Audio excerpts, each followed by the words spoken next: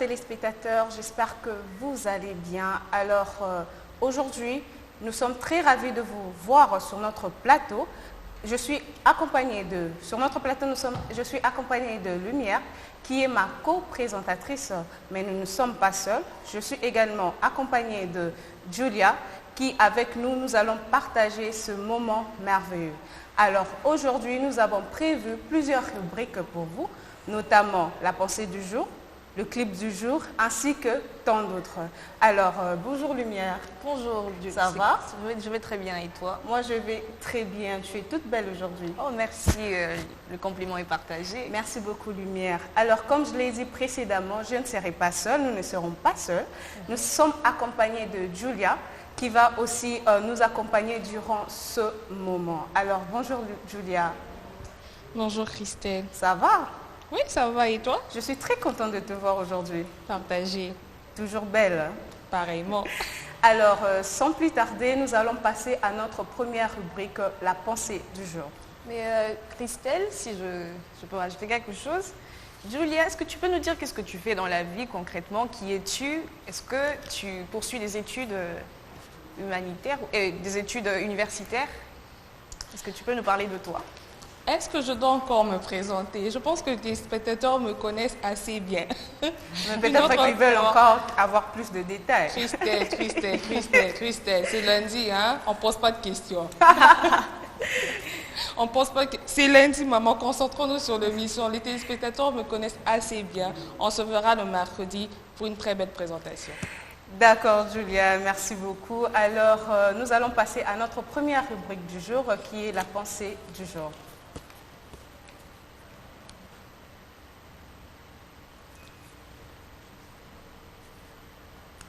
Alors, chers téléspectateurs, comme je l'ai dit, nous allons commencer par notre première rubrique, la pensée du jour. Aujourd'hui, nous allons parler de « Le vrai bonheur ne dépend d'aucun être, d'aucun objet extérieur, il dépend que de nous ». Cette pensée provient de Dalai Lama, qui est à savoir de son vrai nom Tenzin Gyatso. Il est né en 1935 et il est le plus haut chef spirituel des Tibériens et de confession bouddhiste. Alors, Lumière, dis-moi, selon toi, qu'est-ce que cette pensée t'inspire? En fait, j'aime bien cette pensée, j'aime cette citation et j'approuve cette idée. Tu disais, le vrai bonheur ne dépend pas d'objets extérieurs, ni d'aucun être, mais de vous. Au fait, ma petite contribution à cette citation, je dirais, il y a de ces personnes, Christelle, qui perçoivent le bonheur sur les besoins matériels. Il y a de ces personnes qui se disent que pour être heureux, il faudrait suffisamment avoir le luxe, avoir des objets matériels. Or, le bonheur, c'est d'abord toi. Donc, je me dis que des telles personnes qui ont une mauvaise perception du bonheur, même si tu leur dis que, bon, le bonheur, c'est d'abord toi qui le crée, ils ne vont jamais l'accepter. Moi, comment je peux le dire? J'approuve l'idée de ce penseur qui dit que le bonheur dépend de toi personnellement. Donc, tu dois creuser personnellement. Donc, en quelque sorte, je peux dire que le bonheur est un choix. Oui. Être heureux ou malheureux, tout dépend que de nous. Donc, Oui. tu peux choisir d'être heureux, tu peux choisir aussi d'être malheureux. Merci beaucoup, Lumière. Alors, Julia, selon toi, cette pensée, qu'est-ce que t'inspire? J'aime bien la pensée du jour. Le vrai bonheur ne dépend d'aucun être extérieur, donc c'est assez subjectif. Et d'aucun objet extérieur. Voilà, c'est à nous de créer notre propre bonheur. C'est vrai qu'il se pourrait qu'on vive de situations assez terribles, assez difficiles qui pourraient interrompre notre bonheur à un moment donné. Mais tout dépend de notre état d'esprit face aux situations que nous vivons. Exactement. Donc tout le monde passe par des moments difficiles, mais c'est l'état d'esprit que nous adoptons face aux difficultés qui se présentent devant nous. Exactement. Donc, le bonheur, c'est nous-mêmes qui le créons, quoique, bon, on n'est pas seul, voilà, il y a des gens autour de nous, nous sommes dans la société. Est-il que c'est vraiment l'état d'esprit que nous allons adopter face à cela qui va déterminer si on va être heureux malgré les situations qu'il y a, ou malheureux à se morfondre sur notre situation, Oui, ou exactement. encore nous relever et faire face à ça et passer à une chose merveilleuse en fait. Exactement. Je suis très ravie pour vos interventions. Alors, chers téléspectateurs, il est à noter que déjà que c'est le début de la semaine, donc j'aimerais que cette pensée vous accompagne durant cette semaine pour dire que le bonheur est un choix. Tout dépend de comment nous voyons les choses, peu importe les difficultés, peu importe ce que vous pouvez traverser, mais le bonheur est un choix. C'est à vous de décider si vous voulez être heureux ou pas. Alors, sans plus tarder, nous allons passer à la rubrique suivante qui est l'éphéméride.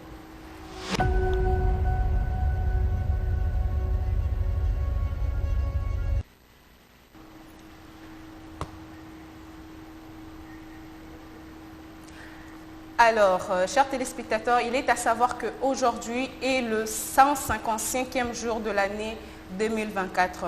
Et en cette date, nous retrouvons des événements, notamment en 1800, où Washington est proclamée la nouvelle capitale des États-Unis.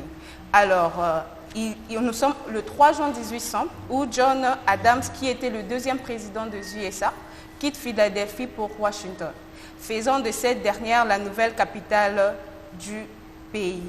Alors, ma question est celle-ci. J'aimerais savoir, Lumière. Exactement. J'aimerais savoir pourquoi avoir choisi Washington, selon toi. Il y avait plusieurs capitales, il y avait plusieurs villes, telles que New York, Los Angeles, Philadelphie, qui étaient auparavant la capitale des États-Unis.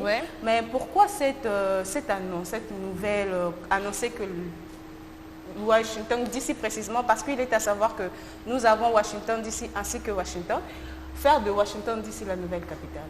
Pourquoi pas les autres villes? Exactement. Christelle, je veux te répondre sur cette question. Merci déjà pour la parole accordée. Je disais, hier, j'ai fait des recherches pour savoir pourquoi le choix de Washington DC. Alors, il y a trois raisons valables pourquoi on a choisi Washington. Et la première de raison, c'est parce que Washington est sur le plan de considérations politiques et stratégiques.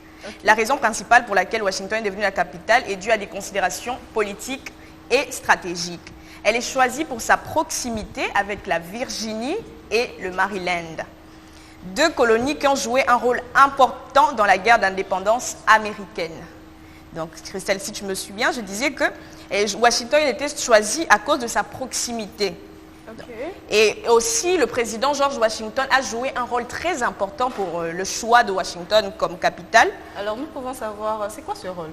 Le rôle qu'il a joué, c'était qu'il a donné son aval pour que la construction de ces capitales soit mise en place, au fait. D'accord. D'accord. Merci beaucoup, Lumière. Alors, Julia, qu'est-ce que tu en penses? Pour ajouter à ce que Lumière a dit, donc la création d'une capitale fédérale était due à l'accord de père fondateur. Et aussi le choix de l'emplacement, le site de la capitale a été choisi par le président, comme tu l'as dit, George Washington. Il s'agissait d'une zone située le long du fleuve Potomac entre les États de Maryland et de la Virginie. Donc il n'y a pas trop grand chose à dire, Lumière a tout. Merci beaucoup, Julia. Merci beaucoup, Lumière. Alors, chers téléspectateurs, nous allons passer au deuxième événement qui caractérise ce jour. Alors, pour aujourd'hui, le deuxième événement se passe le 3 juin 2014, où François Hollande redessine les régions françaises. Alors, en panne des résultats dans le domaine économique et social, le président de la République rebondit en lançant la réforme des collectivités territoriales. La France souffre de ce que les finances locales sont disséminées dans un nombre exubérant de communes, au total 36 000, ainsi que du chevauchement de compétences qui multiplient le doublon entre communes. En foi de quoi, le président décide qu'il n'y a rien de plus urgent que de réduire le nombre des régions de 22 à 14.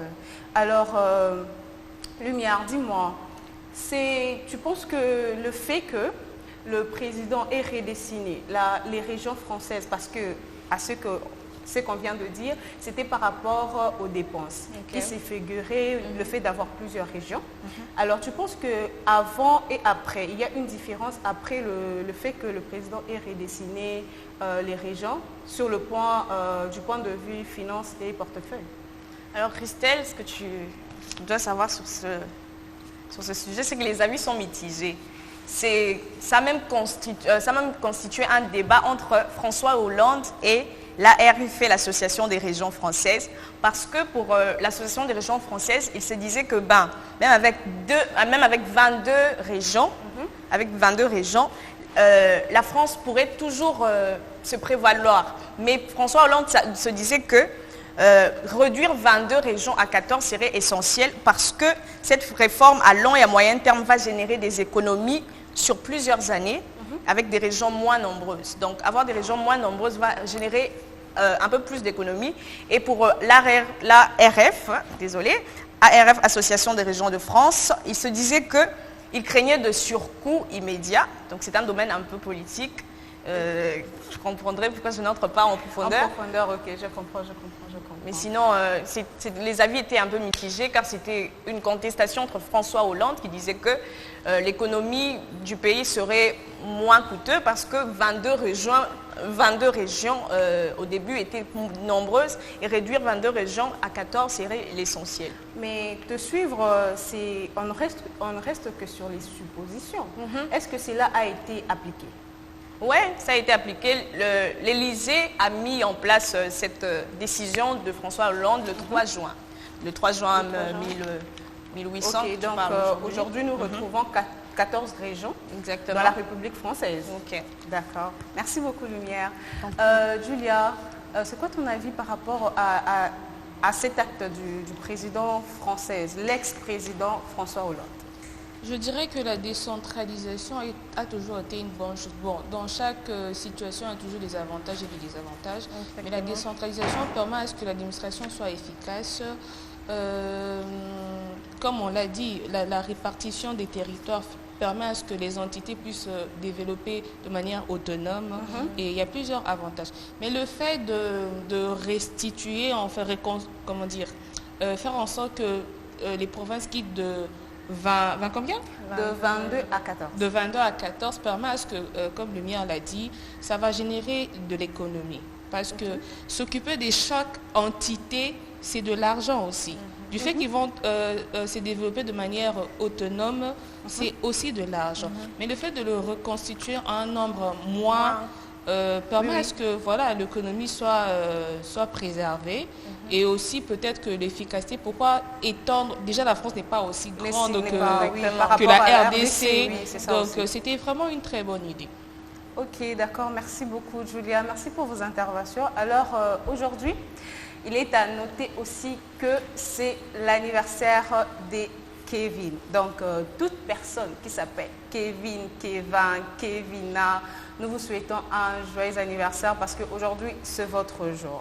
Mais aussi, c'est l'anniversaire, nous célébrons l'anniversaire de Freda Joséphine McDonald, dont le nom de scène nous connaissons tous est Joséphine Baker. Alors, qui est Joséphine Baker? Joséphine Baker, de son vrai nom, Freda Joséphine McDonald, d'origine espagnole, afro-américaine et amérindienne. Elle est née le 3 juin 1906 à Saint-Louis aux USA, donc aux États-Unis. Elle était une artiste chanteuse et danseuse engagée dans celle qu'elle faisait. Déjà dès son plus jeune âge, elle monta sur scène et commença à gagner un cachet. Durant son parcours, elle a connu la misère et la ségrégation raciale, mais elle s'imposa sur scène et dans le monde, ainsi que aux États-Unis, bien sûr. Elle était fille d'Eddie Carson et Carrie McDonald. Alors, Lumière, qu'est-ce que Joséphine t'inspire au fait par rapport à son parcours que je viens de dire précédemment? Qu'est-ce qu'elle peut t'inspirer? Alors, si j'étais bien suivie, tu as dit qu'elle a vécu la ségrégation raciale, Exactement. qu'elle a eu une enfance un peu terrible.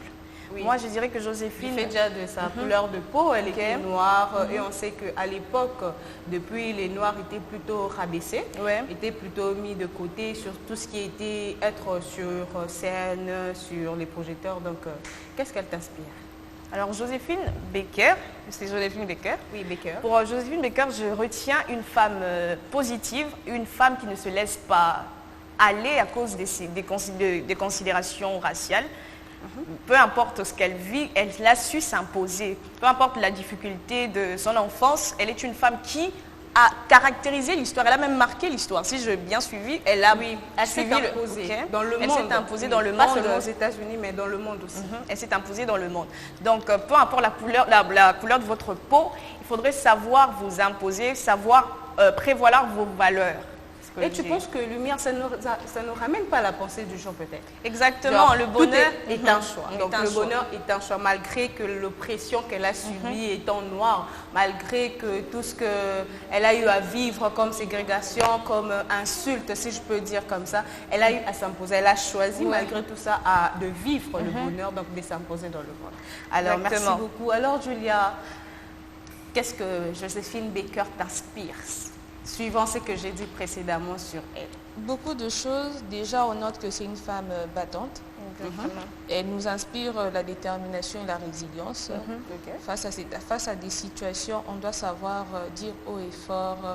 Bon, on doit être aussi sage parce que on ne dit pas tout haut tout ce que l'on pense. Oui, Mais dans certaines situations, comme elle a combattu, elle a fait valoir ses droits. Ok. Et elle a démontré aussi à d'autres personnes que voilà, il faut revendiquer s'il le faut ses droits. Et là aussi fait part de beaucoup d'humanisme en adoptant 12 enfants. C'est pas une mince chose à C'est faire. pas une mince chose à Donc faire. pour dire que voilà, s'il y a de moyens, pourquoi ne pas faire du bien aux autres quand on le peut, quand on a aussi. Et donc elle inspire beaucoup de qualités et beaucoup de valeurs en elle. C'est vraiment un modèle à suivre. Ouais, c'est une femme très optimiste. Exactement, c'est vraiment une femme courageuse déjà, courageuse, déterminée.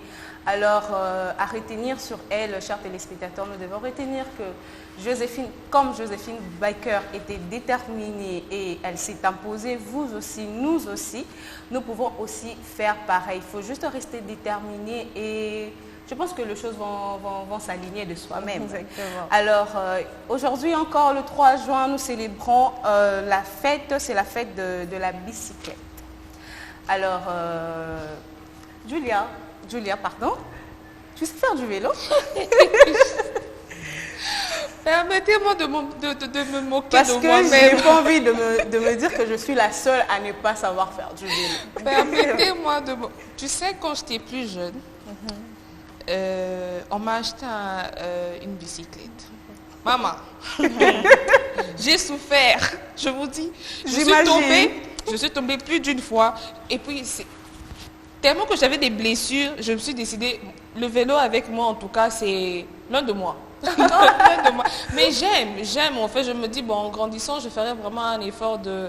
je vais faire un effort d'apprendre. Mais il c'est faut quelque d'abord chose commencer que par j'aime. trouver du temps pour Mais apprendre ça aussi. ça Alors, aussi. chers téléspectateurs, pour vous dire que moi non plus, je ne sais pas faire du vélo, mais j'espère qu'un jour j'apprendrai à faire du vélo. Et lumière. Mais les filles, je pense que vous devrez apprendre à faire du vélo. C'est vrai que c'est pas difficile, c'est pas très facile. Non, c'est mais pas en soi Parce qu'elle difficile. elle contribue aussi à la santé, parce qu'il est à noter les avantages de faire du vélo, qu'il augmente l'élimination des graisses Ouais. et aide à lutter contre la prise de poids et limite les risques d'obésité, des diabètes et d'hypertension. Donc vous voyez, faire du vélo, c'est tellement bénéfique. Donc c'est conditionné. Ça participe Donc, à l'exercice ça corporel. Voilà. Ça participe Exactement. à l'exercice. Donc c'est une forme de sport. Le sport, Oui. voilà, Or, le exactement. sport, on en a besoin. Bon, chacun de nous va choisir le sport qu'il veut. Mais pour moi, en tout cas, j'aime les bicyclettes, mais loin de moi. Parce que je suis tombée. Il y a même des consignes de médecins qui disent pour ta santé de pratiquer au moins un exercice régulier. Voilà, Donc le vélo peut exactement. te permettre aussi de muscler tes articulations. Donc c'est très important de je faire pense du vélo. aussi à une Lumière, chose. merci pour ta motivation. Merci pour ta J'ai motivation. l'impression que sa motivation tape poteau. Comme on dit, ça tape poteau. ça Ça tape n'entre poteau. même pas. Non, ça Ou ne bien peut ça pas entre, taper ça pour sort. Ça sort. Ça entre, ça Parce sort. qu'à l'heure actuelle, en tout cas, j'ai des souvenirs, en tout cas, pas très agréables. Du Traumatisme, coup, comme si. je te dis. Donc, je souhaite à tous ceux qui veulent prendre le bicyclette de le faire. Quant à moi, merci beaucoup pour la leçon retenue. Mais aussi, il y a aussi un facteur très important qu'on ne peut pas mettre de côté, la circulation à Kinshasa. Exactement. Avec les vélos, Les motards et tout. avec les motards, avec les voitures et tout, la circulation pose aussi un problème ou un danger. C'est un danger C'est un pour toutes ces danger. personnes-là qui font du vélo et tout. Parce que j'ai vu récemment, on a eu à tamponner, une personne qui était en train de faire son vélo. On a eu à tamponner juste à cause des embrouilles entre chauffeurs et motards. Donc ça pose aussi problème à Kinshasa, mais ce n'est pas une raison pour ne pas faire du vélo. C'est pas une Donc, raison, mais il faudrait aussi savoir que vous faites du vélo, c'est bien, mais il faudrait choisir aussi des milieux, des endroits. endroits. Exactement. Vous ne pouvez pas faire du vélo peut-être dans une ruelle principale. Principal, un peu comme la On sera Dans toujours des obligé à des autoroutes, accidents. un peu comme exactement. boulevard du Voilà, 30 des juin. Vous ne pouvez autoroutes. pas choisir de faire du vélo là parce que c'est risqué pour vous. Donc il faut... Étant donné que notre pays aussi, je ne sais pas hein, si tout le monde fait l'auto-école ou connaissent les codes de la route parce que c'est très très très compliqué. Code de la route, je pense que là c'est un autre sujet. J'ai l'impression que ça va nous amener loin. Ça va nous amener En tout cas, très on loin s'arrête parce que juste, on s'arrête juste du du fait que soyons prudents. voilà, Même si soyons on veut faire du prudents, vélo, bien choisir le milieu et faire du bicyclette. Donc faites du vélo, c'est bien pour votre santé, ça contribue à votre santé. Alors chers téléspectateurs, n'oubliez pas cela. Donc faites du vélo. Alors nous allons passer à notre prochaine rubrique qui est l'actualité.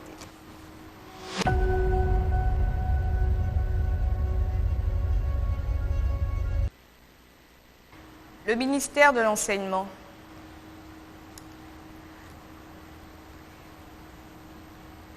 Alors, chers téléspectateurs, voici arrivé à notre rubrique actualité. Alors, Lumière, dis-nous, qu'est-ce que tu nous as concocté aujourd'hui? Alors aujourd'hui, pour l'actualité, je veux parler de cette situation qui s'est vue aujourd'hui. Pour ceux qui le savent bien, aujourd'hui, c'est la passation des épreuves des examens de fin de cycle primaire. Alors, je veux parler de l'EPST. Le ministère de l'Enseignement primaire, secondaire et technique annonce les débuts des épreuves nationales de fin d'études primaires ce lundi 3 juin 2024 sur toute l'étendue du territoire national de la RDC. Dans un communiqué rendu public, Peter Casali, ministre de l'EPST, appelle les directeurs provinciaux d'entrer en contact avec le gouvernement provincial de leur juridiction pour procéder au lancement solennel de ces épreuves. Ensemble, ils verront à ce que la passation de cette épreuve ainsi que toutes les étapes subséquentes se déroulent en toute sécurité et dans le strict respect de prescrits du règlement qui le régit. Notons que l'examen national de fin d'études primaires sera lancé ce lundi 3 juin et va se clôturer ce 14 juin dans un contexte de guerre à l'est de la RDC, comme nous le savons bien. Alors les filles, je commence par vous poser ces questions. Que pensez-vous? Est-ce que Christelle, tu penses que la passation des épreuves, des examens de fin d'études primaires se déroule sous des bonnes conditions? Là, je préfère ne pas me prononcer parce que déjà, nous savons qu'il y a dans certaines régions de la République où les choses ne vont pas, telles que la guerre à l'Est, ce qui fait en sorte que les écoles ferment de temps en temps. Ouais. Alors dire que si la passation des examens se passe dans de bonnes conditions pour savoir si ça se passe dans de bonnes conditions, dans certaines régions, je dirais que non. Ok. Savoir qu'il y a des guerres à l'est du pays, alors je dirais, pour mon avis à moi, je dirais que non. Je ne pense pas que dans toutes les régions de la République, la passation des examens se passe dans de bonnes conditions. Alors je retiens l'avis de Christelle. Alors Julia, que penses-tu de ces déroulements des épreuves de fin d'études? je veux m'abstenir de tout commentaire. Pourquoi? Parce que, bon, comme tu viens de le dire, on a annoncé que l'examen de l'ENAFEP va se passer dans toute l'étendue de la RDC. Exactement. Ça porte à croire, à croire au gouvernement qui a dit que, voilà, l'examen va bel et bien avoir lieu. Que suis-je pour dire le contraire de ce que le gouvernement a dit? Mais Julia, est-il que... avoir lieu dans de bonnes conditions, c'est différent. Oui, parce Juste- qu'exactement, non, j'ai l'examen pas a eu fini. lieu aujourd'hui, mais Il va avoir Dans lieu. quelles conditions? Mais dans quelles conditions? Bon, comme ils ont dit qu'ils vont avoir aller, donc ils vont s'aménager à ce que les choses se passent plus ou moins bien. Mais la réalité est telle que on ne va pas négliger non plus la situation que tu viens de déplorer, Ouais. la situation de l'Est, de de l'Est. l'Est, oui. Ça laisse à désirer. Ouais. Donc, dire que ça va bien se passer ou non, en tout cas, voyons voir d'abord les informations après À l'examen. venir Donc, après les demain, examens, ok. on verra si, si le constat est positif ou négatif. Eu égard à cette situation de l'Est de la RDC, est-ce que les enfants de cette contrée pourront passer leurs examens? Parce que c'est une question qui... Parce que, à savoir qu'il y a ces écoles qui ont fermé, il y a Ouais, à cause de exactement. la guerre. Et Donc, quand les écoles ferment, il n'y a pas cours. Et quand il Il y n'y a a pas pas cours, les élèves n'étudient pas, n'ont pas de matière. n'ont pas de matière. Alors, sur base de quoi ils vont aller faire leur examen? examen. Question mark. Donc, Les avis sont partagés. les En avis quelque sont sorte. partagés. Nous, on réfléchit à haute voix, tout simplement. Donc, attendons demain. On verra ce qui s'est passé aujourd'hui, parce que ça a lieu aujourd'hui, le 3. Donc, on va attendre demain pour voir si bel et bien les choses se sont déroulées de la bonne manière, ou il y a beaucoup trop de négativité. Donc, pour l'instant, on reste optimiste et positive.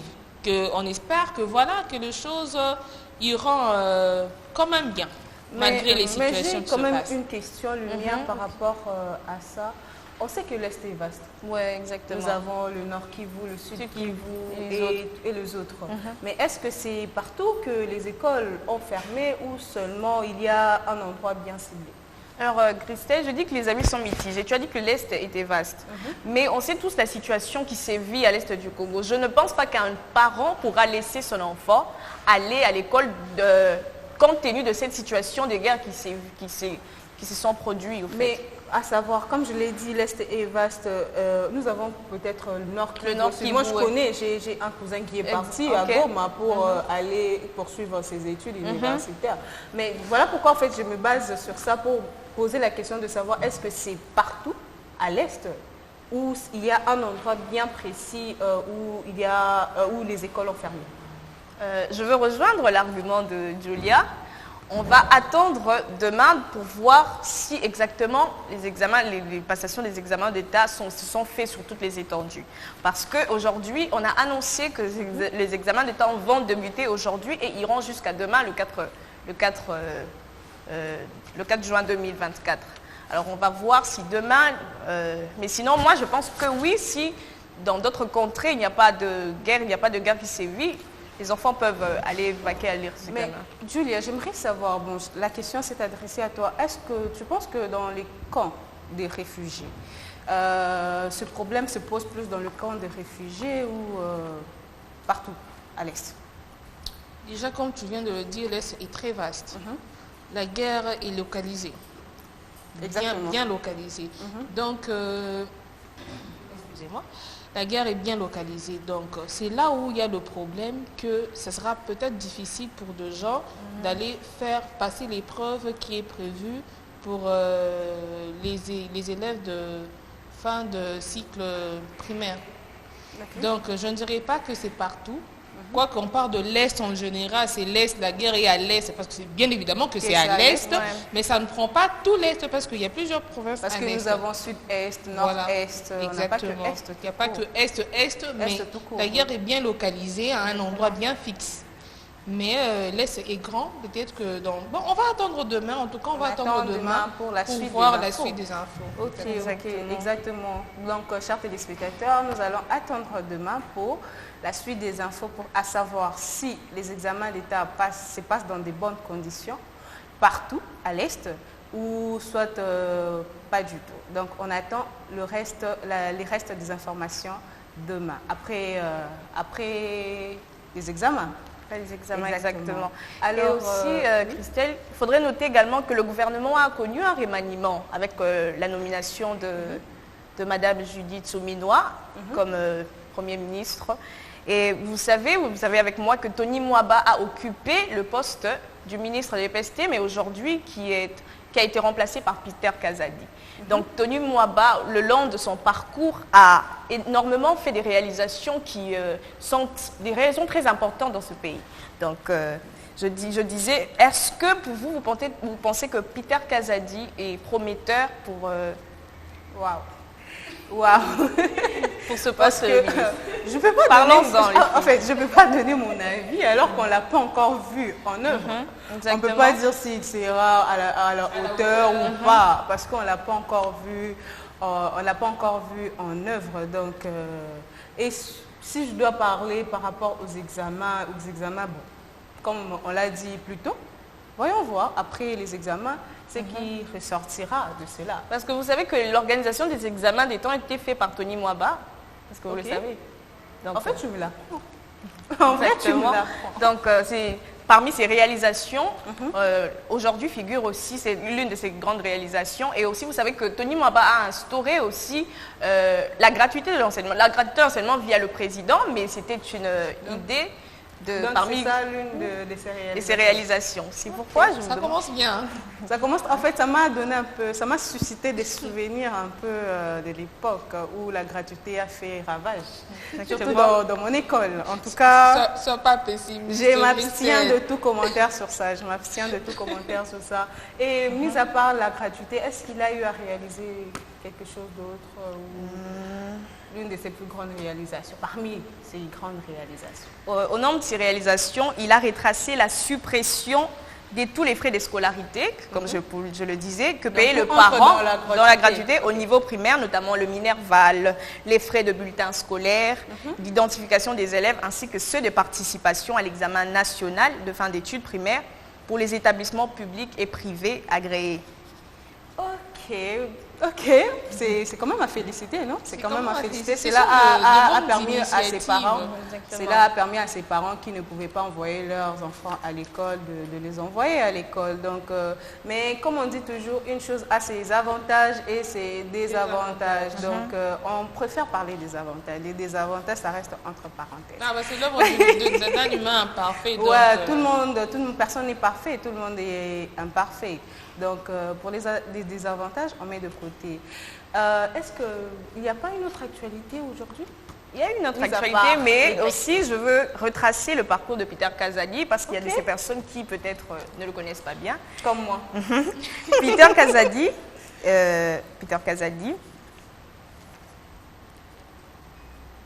avant sa nomination pour le poste du vice-premier ministre de l'EPST, il a été vice-premier ministre et ministre de l'Intérieur, de la Sécurité et des Affaires coutumières du gouvernement Lukonde II depuis mars 2023. Après la cession de Félix Tshisekedi à la présidence après l'élection de 2018, il devient un proche conseiller du président officiellement, directeur de cabinet adjoint et ensuite conseiller juridique de Tshisekedi. Le 24 mars 2023, il est nommé vice-premier ministre et ministre de l'Intérieur, de la Sécurité et des Affaires coutumières en remplacement de Daniel Aselo Okito Wankoy.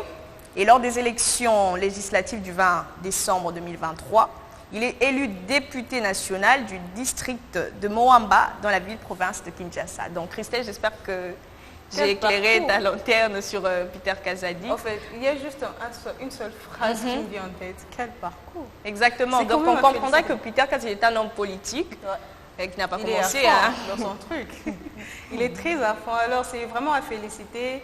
C'est vraiment à féliciter et on ne peut que lui souhaiter bonne chance et dans sa nouvelle mission. Alors, nous espérons qu'il fera encore des plus grandes réalisations que la gratuité de l'enseignement. Alors, Lumière, comme je l'ai demandé précédemment, est-ce que nous avons que cette actualité? Non, nous n'avons pas que cette actualité. Nous allons aussi parler d'un événement qui a surgi ce 1er juin, un événement assez triste, un événement assez défavorable pour une famille. Vous le savez si bien, c'est le décès du pasteur Baruti Kasongo. Et d'après ce décès, on dit que son fils Carlos prendra la relève. Après le décès inopiné du pasteur à Montréal au Canada, son fils prendra bel et bien la relève de son défunt père après un parcours de celui qu'on appelle affectueusement l'homme de la relève. Sebaoba est tombé avec arme à main. Il n'est pas mort muet au sujet de sa succession. Dans une vidéo devenue virale sur les réseaux sociaux, l'homme de Dieu annonce qu'après son départ, son fils Carlos devrait prendre la relève, mettant ainsi fin aux spéculations qui faisaient le tour de la toile. Alors nous remercions Média Congo pour les images diffusées, comme vous le voyez si bien. Alors les filles, j'ai une question pour vous.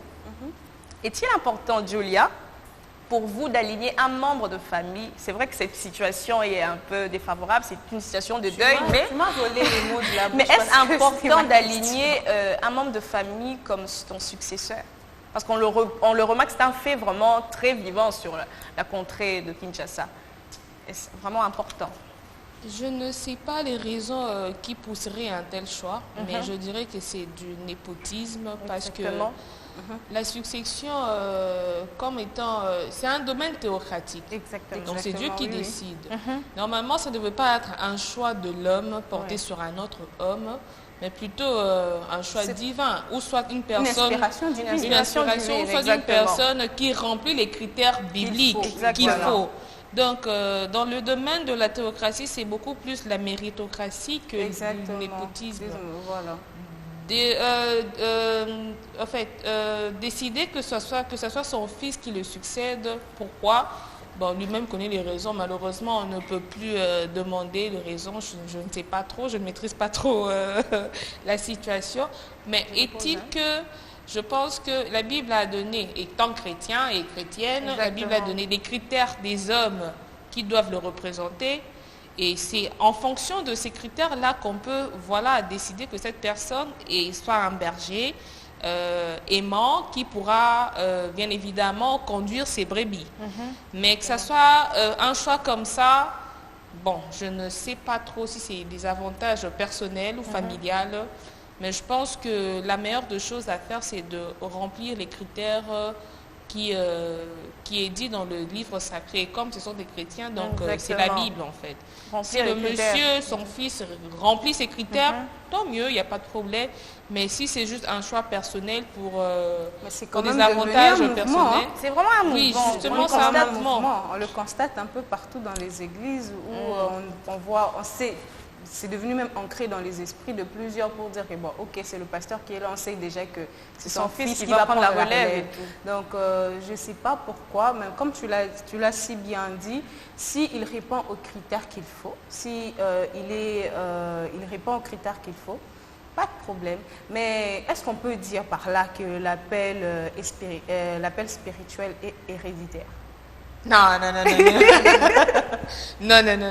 Puisque on a, vu qu'on parle de chrétiens, on a plusieurs exemples dans la Bible où les enfants n'ont pas suivi l'exemple de leur père. Exactement. On a par exemple Élie, le prophète Élie. Ses enfants n'ont pas suivi l'exemple de leur père. Mais ils ont quand même ils sont allés dans le mal. Dans le mal. Donc ça veut pas que par là, ça prouve que ce n'est pas héréditaire. Mais on prend souvent les pères comme des exemples à suivre. Justement, les pères ont cette responsabilité-là d'éduquer leurs enfants dès le bas âge à suivre la voie qu'il faut. Oui. Mais si on regarde dans la même Bible par rapport à l'appel, on voit Abraham, où Isaac a eu à avoir cet appel-là de qui? De Dieu, bien sûr. Voilà, c'est Dieu. En fait, ce n'était pas parce que c'était juste Abraham et que voilà, Isaac aussi le sera. Parce que si on regarde bien, les descendants d'Isaac, c'est pas tout n'ont pas fait ce qu'il fallait. En fait. On parle beaucoup plus de Jacob et voilà. Et on parle plus de Jacob que d'Ésaü. Ésaü n'a pas suivi le bord. Même chez les enfants de Jacob, on voit plus Joseph, Benjamin, Judas. C'est pas tout le monde, donc c'est pas héréditaire. Donc c'est vraiment des exemples assez puissants qui nous montrent que c'est pas héréditaire. C'est la personne, c'est toi la personne qui montre que voilà, tu t'es prédisposé, tu te disponises, voilà, pour servir Dieu de tout ton cœur, de toute ton âme. Exactement. Donc, dire que c'est héréditaire, en tout cas, ça, c'est... je suis désolée. Parce que c'est vraiment un mouvement qui fait vague. L'Église est perçue aujourd'hui comme une entreprise, au fait. Le père décède et la relève est prise par... Et surtout une entreprise financière. Vraiment, exactement. Ce sont des mauvaises raisons parce qu'au départ, si on doit rentrer, comment Dieu a institué, ou Jésus, parce que c'est lui le chef de l'Assemblée, comment il a institué son organisation, son Église. Est-ce que c'est comme ça? On n'a pas un peu perdu les repères? Donc, on doit vraiment se poser la question, est-ce que nous sommes toujours sur la bonne voie? Et il a dit aussi que voilà, au temps de la fin, où beaucoup de gens diront que je suis le Seigneur et tout, mais... Donc, on doit vraiment faire un effort de lire personnellement la Bible pour savoir si on est vraiment dans la vérité ou pas. Mais quand sinon, même, on risquerait de taper à côté, pensant que nous sommes dans le bon, alors que non. Nous sommes... on n'est pas dans le bon. Donc, mais ce mouvement-là, est-il devenu très fréquent? Très fréquent, c'est comme tu l'as dit. Hein. L'exemple même, la situation actuelle même prouve que c'est vraiment devenu très fréquent. On prépare déjà la relève. On ne se dit pas qu'on va former les gens qui vont vraiment bâtir la foi des disciples, des brebis, je ne sais pas moi comment on les appelle. Mais on prépare sa propre relève. Alors ça, ce n'est pas vouloir enseigner, parce que je ne pense pas dans une église renommée comme ça qu'il n'y a qu'une seule personne qui soit... Non, donc il y a beaucoup de gens dans son entourage. La formation aurait dû être donnée pour qualifier des gens, leur préparer à assumer des responsabilités énormes dans l'église. Donc, ce mouvement, en tout cas, je pense que ça émane de la volonté de l'homme. Mais il faut aussi noter qu'un remplaçant ou un successeur qui est en échec, cela montre aussi un mauvais leadership de celui qui le précède. Exactement. C'est pourquoi c'est important, quand on parle de Dieu, on doit se référer à sa parole. On a vu, il y a beaucoup de personnages bibliques. On parle par exemple de Moïse. Juste avant Moïse, Dieu l'avait déjà demandé de préparer Josué. Et ainsi de suite. C'est comme ça. On a vu Élie qui préparait déjà Élisha. Donc c'était vraiment une préparation. Et dans tous les cas, ce n'était pas des personnes de leur propre famille. Non. Ce n'était pas leurs descendants vraiment dans l'hiérarchie, dans la généalogie. Non. C'était vraiment de la méritocratie où on a formé des gens qui ont répondu aux critères bibliques et c'est comme ça qu'ils ont pu assumer des responsabilités. Julia, c'est vrai que ce mouvement est très fréquent, mais moi je parle de ce mouvement sous un point un peu positif. On le remarque aussi après la mort du père du pasteur de Moïse Billet, Emmanuel Billet, la relève assurée par son fils. On peut dire que c'est un constat positif. Est-ce que seulement tu ne penserais pas que cette relève du père à son fils serait positive aussi? Tout dépend de la formation qu'on reçoit. Ok. Ce qui est important, c'est la préparation, la formation et la préparation. Que ce soit son fils biologique ou un fils spirituel, tout dépend de la préparation. Donc, je ne dirais pas que c'est une mauvaise chose ou c'est un mauvais choix, non, mais seulement on doit être préparé, bien formé pour assumer les responsabilités qui nous attendent. Pour s'assurer que l'œuvre ne va pas mourir. Donc, il faut bien préparer le successeur. Et surtout à des éventuels obstacles qu'il peut rencontrer en cours de chemin. Donc, si on peut retenir sur ça, il faut bien la préparation est primordiale. Parce que si les successeurs échouent, cela montre qu'il y a eu un mauvais leadership de celui qui l'a précédé. Donc, Lumière, à part cela, il n'y a pas une autre actualité? Non, je me limite aujourd'hui ici pour les actualités, mais sinon, on retient que la préparation est primordiale. Donc, la préparation est très primordiale. On va alors passer... Alors, chers téléspectateurs, maintenant, nous allons passer à la rubrique clip du jour.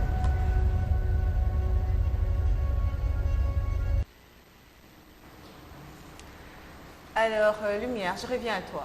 Clip du jour. Alors, est-ce que nous allons bouger ou... Parce que j'avais l'impression qu'au début, on était un peu très timide, stressé. Exactement. Donc, qu'est-ce que tu nous as concocté encore pour le clip du jour? Alors, pour le clip du jour, Pour le clip du jour, je nous ai concocté la chanson de Nana Lukezo, Je louerai le Dieu fidèle. Cette chanson qui va de pair avec, la pensée du jour. Exactement. Est-ce que tu nous as prévu une petite vidéo de la chanson? Exactement, j'ai prévu une vidéo. Qu'on bouge un peu. Exactement, je demanderai à Alain de balancer cette vidéo.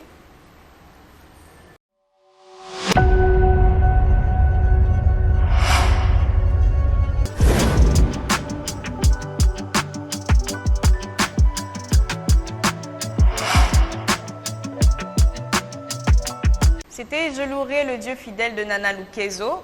Alors pour ceux qui ne le savent pas, Nana Lukezo est auteure-compositrice, interprète, chantre qui a su absorber différentes tendances musicales.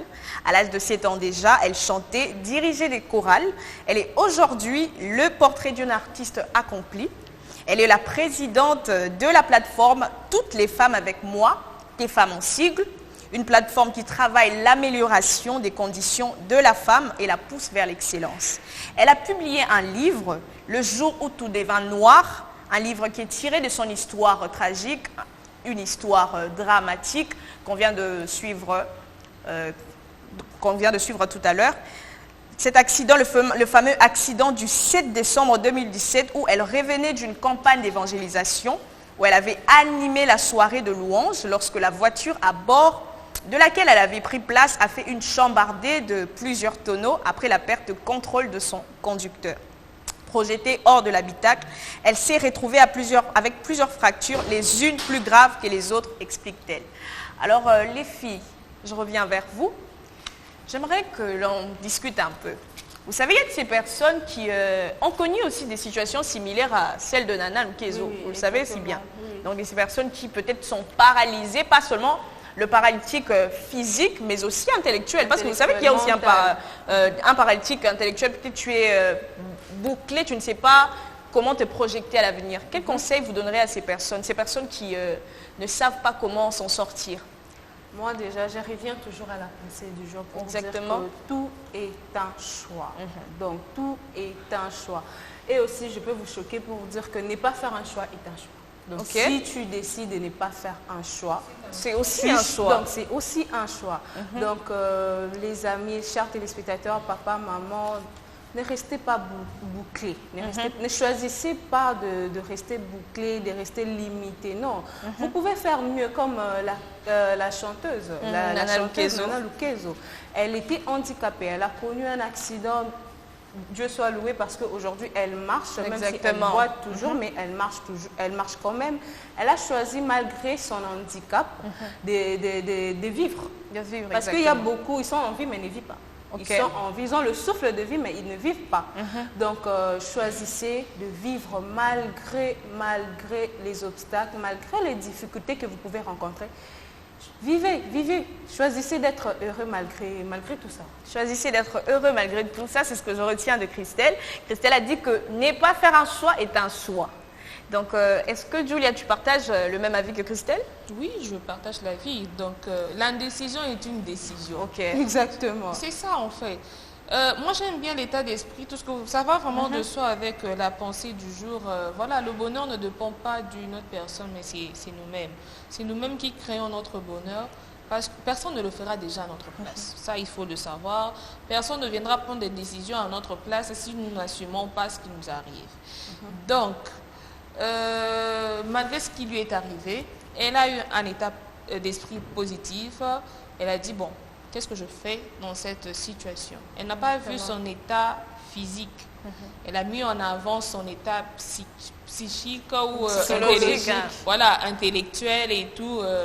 Donc, c'est ça, en fait. Faire de mieux de ce que l'on a.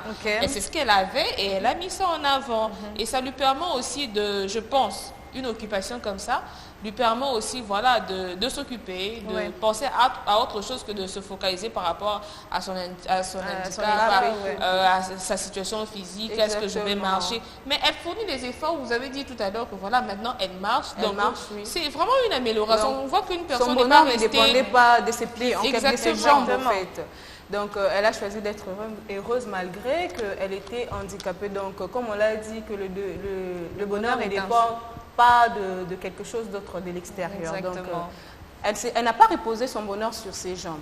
Elle a choisi elle-même d'être, et elle a mis même sa voix au devant. Exactement. Au devant, donc comme ça, elle s'est dit, bon ok, je ne peux plus marcher, je ne peux pas faire d'autres courses comme je faisais avant, mais je chante. Donc je chante. Donc vous pouvez être handicapé, mais je suis sûre que Dieu, au moins, il laisse quelque chose qui peut t'aider. Qui peut t'aider, Bon, en quelque sorte. La manière de faire de Dieu, c'est que il nous donne une force qui surpasse Ouais. notre pensée. Donc, parfois, il y a des difficultés qu'on traverse. On ne sait même pas comment on a fait pour Traverser ça. traverser ça. Ouais. Donc, ça montre vraiment que ce n'est pas, ça tout ne dépend pas de nous, Exactement. mais aussi de la personne de en personne qui qui on nous a croit. créés. Quoi. Exactement. Parce qu'on ne parle pas, il faut souligner qu'on ne parle pas qu'à des chrétiens. Hein. Il n'y a pas que Exactement. des chrétiens qui nous Voilà, suivent. on parle Donc, de- la force dépend de la personne Qui nous a créés. Voilà. Exactement, cher public. Tout dépend d'abord de votre état d'esprit, c'est ce que je retiens des filles. Un état d'esprit très positif. Vivez, comme un adage le dit, vivez comme si vous allez mourir demain. Donc le plus important, c'est de vivre d'abord l'instant présent. C'est ce que je retiens même, je rejoins la pensée de Julia d'autres fois. Ah oui. Donc vivez votre instant présent. Alors nous allons passer au deuxième clip qu'on vous a aussi concocté, un clip très merveilleux que vous allez suivre ensemble avec nous. Alors Alain, tu peux nous balancer le deuxième clip?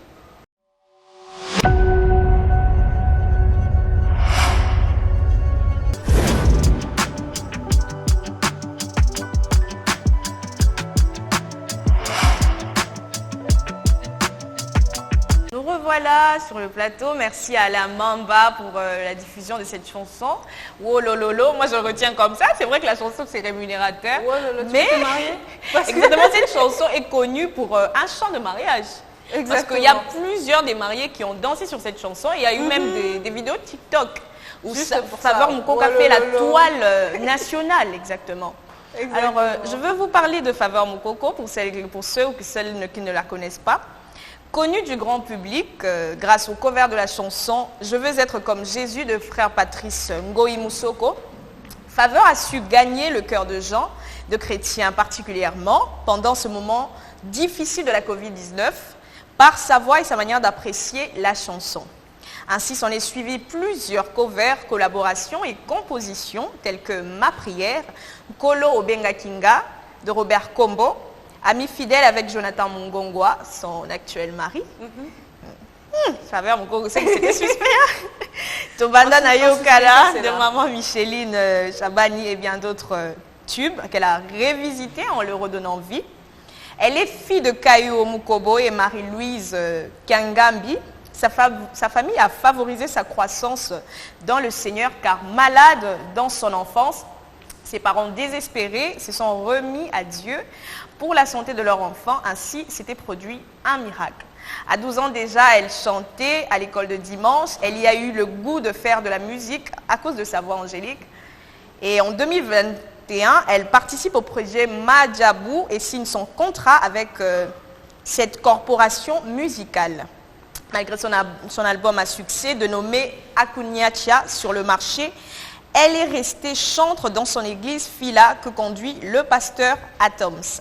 Faveur Moukoko est devenue non seulement une figure inspirante pour la jeune fille chrétienne, mais aussi la relève du gospel congolais. Alors, les filles, alors, Waouh. on a suivi le parcours de Faveur Moukoko. On a dit que c'est un parcours très ingénieux. Donc, j'ai vraiment aimé surtout la fin. Faveur Moukoko est devenu un modèle, donc une icône pour plusieurs. oui. Donc, il y a de ces personnes qui, comment je peux le dire, qui sont influencées par Faveur Par elle, Moukoko. oui. Pas seulement pour sa voix angélique, mais signer déjà un label avec Madjabou, un contrat avec Madjabou, c'est quelque chose de très important. Alors, que diriez-vous à ces jeunes filles qui ont des talents, pas que seulement de talents en chant, mais des talents peut-être innés, mais qui ne savent pas le prévaloir? Mais Lumière, j'aimerais quand même souligner un truc qui m'a tiqué. Exactement. Faveur Moukoko a fini ses études Ouais, et à la même période, elle s'est mariée. exactement. Et aussi à la même période, elle a reçu un prix. Ok. Waouh, c'était vraiment à féliciter. Je me dis, waouh, cette fille vraiment, cette dame, pardon, elle est mariée. Cette dame, à une grâce de Dieu. Donc, par là, je peux quand même dire qu'il y a quand même une main de Dieu sur elle. Faire tous ces parcours-là, avoir toutes ces bénédictions-là dans une même période, c'est quand même à glorifier le Seigneur. Alors pour toutes ces personnes qui nécessairement n'ont pas cette même grâce, mais des personnes qui ont des talents, qui ne savent pas le faire valoir. Moi, tout ce que j'aimerais dire, c'est que j'aimerais pas seulement me rester sur le point musical. Exactement. Parce que c'est pas tout le monde qui a le don de chanter. Exactement. Nous autres aussi, on force. Donc, on n'a pas cette belle voix, mais on force quand même à chanter. On force quand même à chanter. Mais on a chacun ses talents. On a chacun ses talents, ses dons particuliers. Mais j'aimerais dire à toutes ces personnes qui savent qu'ils ont quelque chose de Dieu en eux, un don, un talent, de ne pas d'attendre le bon moment. Déjà, le temps aussi compte. Avec Dieu, c'est un Dieu des saisons. Donc, il faut vraiment savoir discerner quelle saison je suis. Est-ce que c'est la saison pour exprimer ce que j'ai? C'est la saison de pouvoir montrer aux gens ce que je cache en moi. Donc, premièrement, de détecter, de discerner la saison dans laquelle tu te trouves, mais aussi quand tu sais que c'est le moment d'agir, de ne pas avoir peur. Parce que la peur peut nous faire rater beaucoup d'opportunités, de ne pas avoir un grand obstacle pour franchir des étapes. Beaucoup aiment être dans leur zone de confort. Moi, particulièrement, j'aime être dans ma zone de confort. Mais quand il faut agir, quand il faut aller, il faut aller. Il ne faut pas avoir peur. Moi, je dirais, je vais marteler sur ça, ne pas avoir peur et se lancer. Ne pas avoir peur et se lancer. Alors, Julia, le même avis que Christelle? Oui, je partage l'avis de Christelle dans le sens où, comme tu viens de le dire, on n'a pas tous le don de chanter. Donc, que ce soit danse ou football ou je ne sais moi quoi, ce qui est important, c'est de foncer dans ce que l'on sait faire. Et surtout, je vous ai entendu dire qu'elle a été encadrée par ses parents. Donc, on voit que la formation est aussi très importante parce que c'est ce qui nous rend capables de faire une chose. Parce que quand on n'est pas capable, même si on a des talents, on ne s'est pas formé, on pourra pas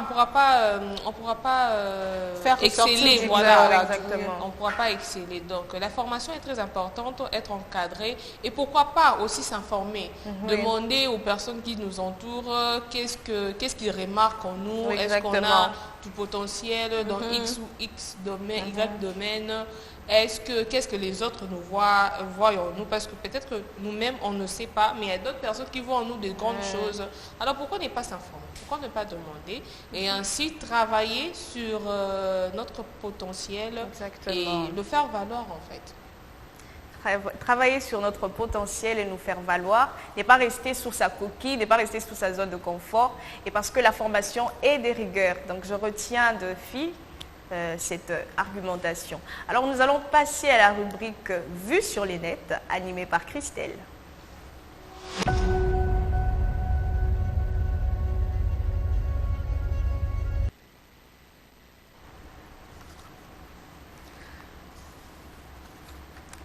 Alors, chers téléspectateurs, pour la rubrique Vue sur le net, nous avons prévu une vidéo de Herman Amissi. Il est à noter à savoir que le 1er juin, Real de Madrid a joué contre Dortmund, si je m'abuse, a joué contre Dortmund et a gagné. Et on le sait tous bien que Herman Amissi n'aime pas le Real. Il est barcelonais.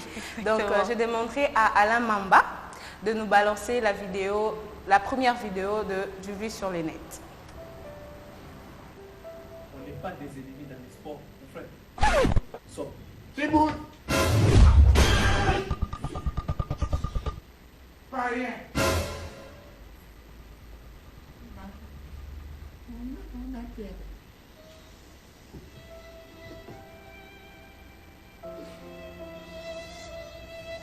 Le foot, ça fait mal.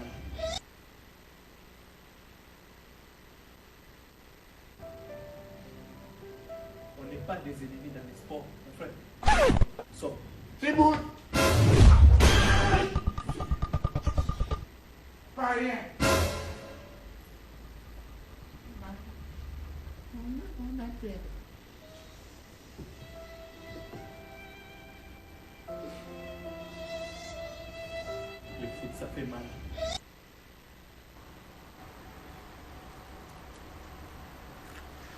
Alors, chers téléspectateurs, c'était Herman Amissi. Alors, j'espère qu'on s'est bien marré, on a bien rigolé. Alors, j'avais bien choisi cette vidéo pour souligner que je dois d'abord rappeler, Real a gagné. Real a gagné. Donc, je ne sais pas qui est madrilène ici. Moi, je suis madrilène. Moi, je suis madrilène. Lumière, t'es madrilène. Moi, exactement. Hein, Julia, t'es madrilène. On supporte toujours l'équipe qui gagne. Hein.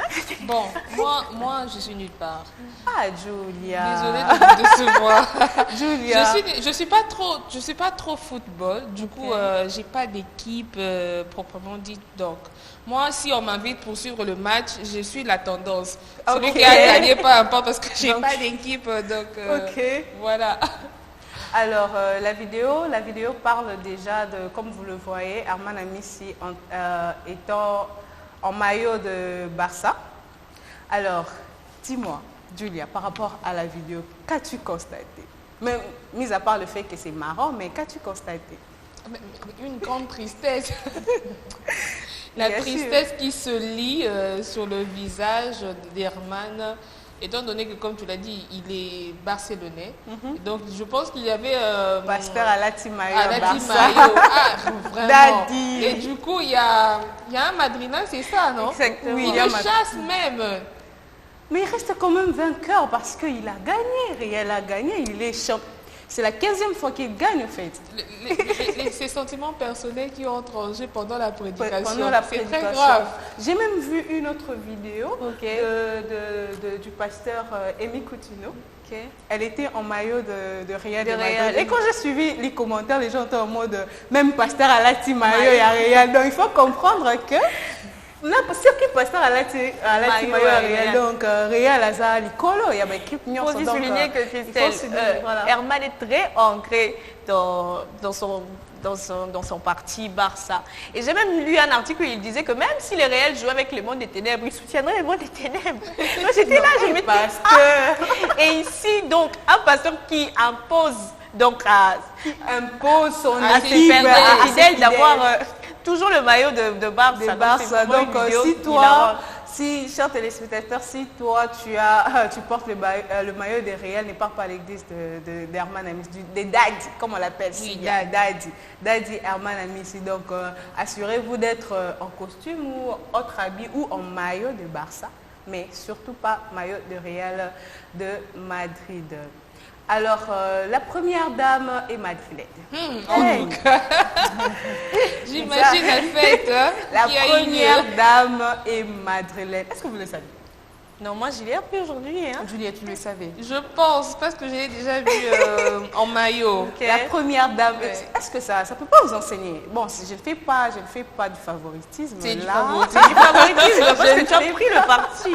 Non, je ne fais pas du favoritisme ni la publicité. Mais si la première dame, s'il vous plaît, de la République. Qui sommes-nous? Qui suis-moi? Qui es-tu, Julia? Donc, s'il vous plaît, les Barcelonais, désolé, mais Real reste la meilleure équipe. Donc, et son beau-fils, Herman Amissi, est barcelonais. C'est diamétralement opposé. La première dame madrilène, mais le beau-fils barcelonais. Est-ce qu'il y aura entente? On se demande. Mais elle reste quand même la première dame. Exactement. Donc, j'ai l'impression que Herman Amissi est en train de la contredire.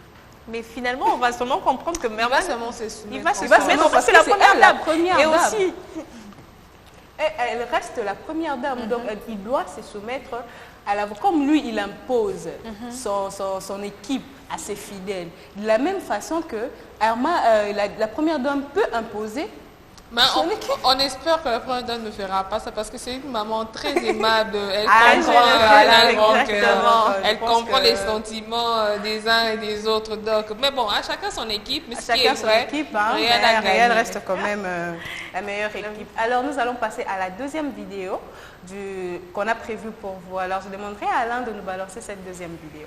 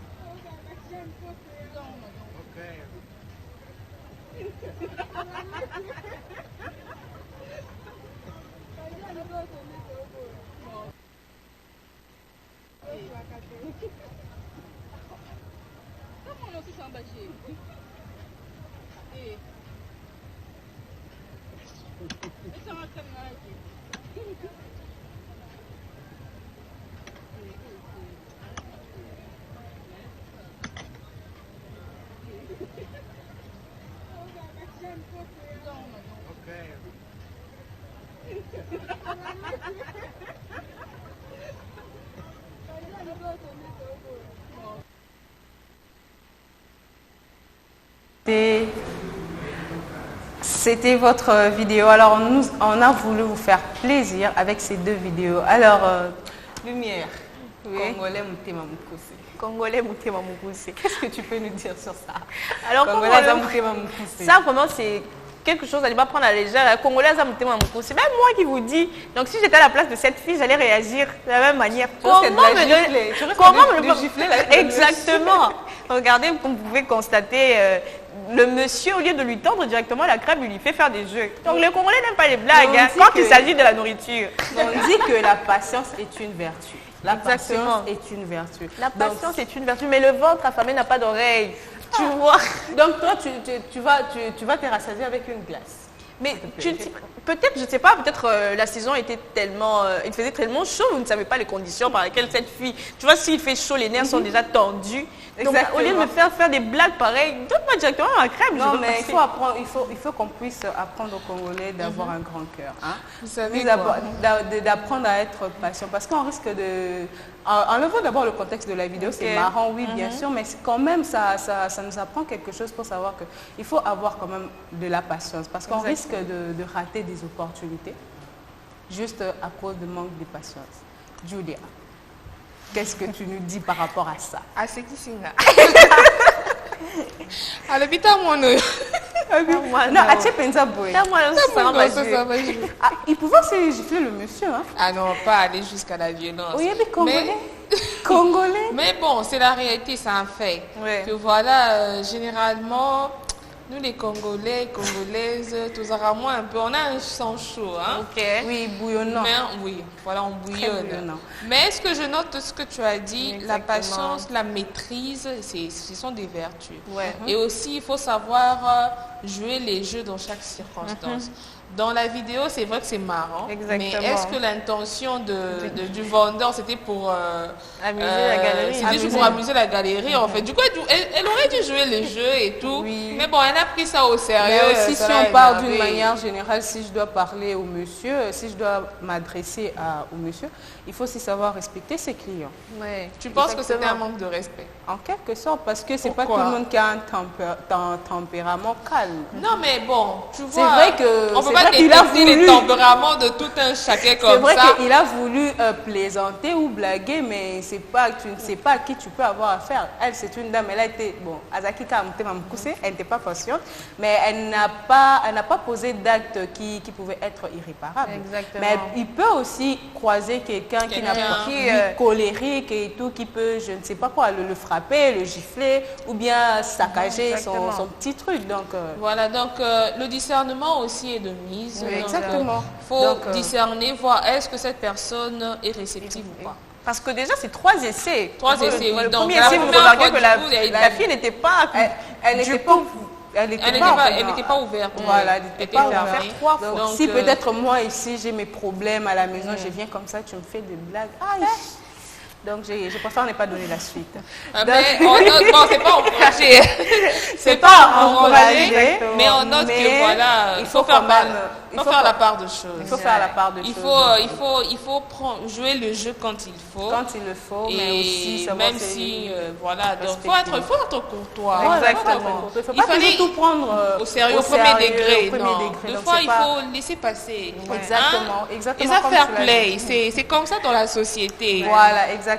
Donc, il faut faire play, il faut être courtois. Il ne faut pas toujours tout prendre au premier degré ou prendre tout au sérieux. Donc, j'espère que, chers téléspectateurs, ces deux vidéos vous ont amusé. Alors, nous allons passer à la rubrique suivante qui est l'invité du jour.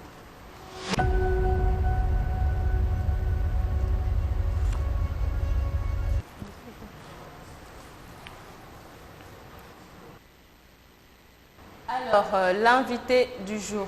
Aujourd'hui, je vous présente Nick Vujicic. Désolée, mais ce nom est quand même un peu difficile à prononcer. Nick Vujicic